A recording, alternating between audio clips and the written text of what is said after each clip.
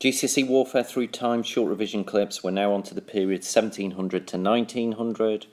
We're going to very quickly look at the army, the size and composition of it, the different parts of the army, and also a quick look at strategy, tactics, that sort of thing.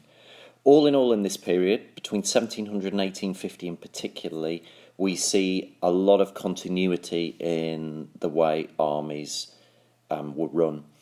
A lot of this was ever since the establishment of the new model army in the 1640s. So we're talking about a period now where there is a permanent, paid, standing army that operated even in peacetime and totalled about 50,000 men on average during this period.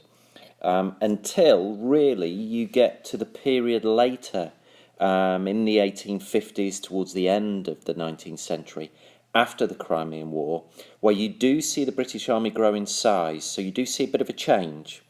And a lot of this was due to the needs of the sprawling British Empire now, and also because of mistakes being made in the Crimean War. The government has taken a bigger role in organising and financing the army.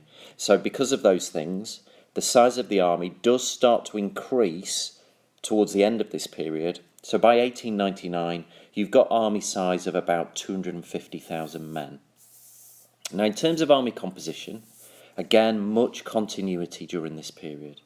Infantry remained the dominant part of armies, making up about 3/4 of the total.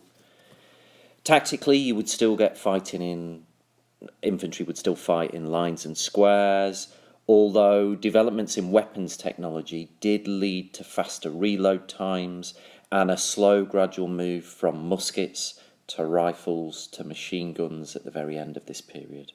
In terms of the cavalry, they continue to be in decline. Obviously, they're increasingly vulnerable to rifles and field guns, some of the new technological gunpowder weapons.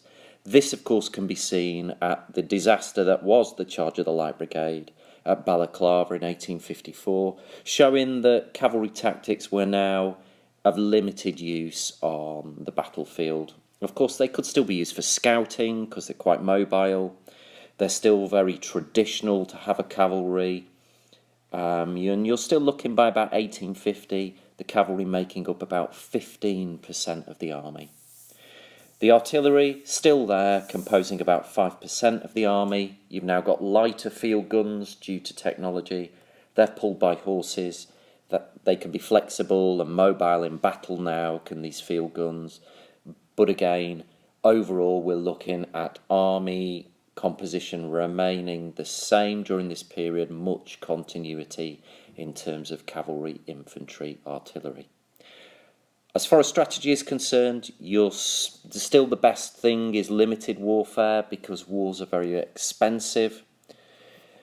Towards the end of the period, the logical strategy now is you having the biggest army with the most modern weapons. We are getting close to the 20th century. We are getting close to the disaster of the First World War. And a lot of this is down to the fact that armies now, towards the end of the 19th century, are getting bigger. The strategy is just to have as big an army as possible with as most modern weapons as you can practically afford. So, overall, the army 1700 to 1900, lots of continuity, size, composition, strategy and tactics. However, as we get past 1850, we're starting to see army size increase, new weapons and technology, and obviously warfare is about to change considerably as we enter the 20th century.